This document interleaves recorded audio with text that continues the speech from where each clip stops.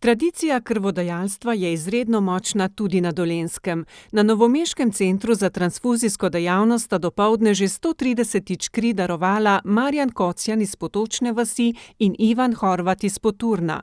Za prvo darovanje krvi se je Horvat odločil pred 36 leti.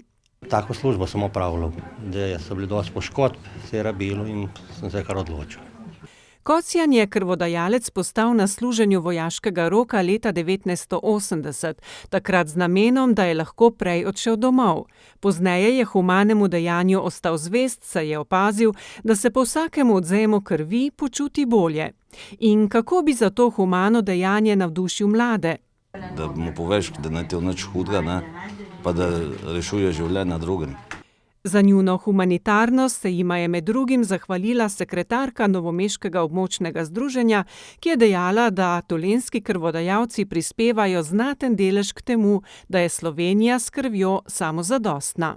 Moram reči, da smo na vrhu po številu krvodajalskih odvzemov, ker drugje je povprečje po območjih 5% darovalcev krvi od aktivnega prebivalstva, pri nas pa je kar 8%.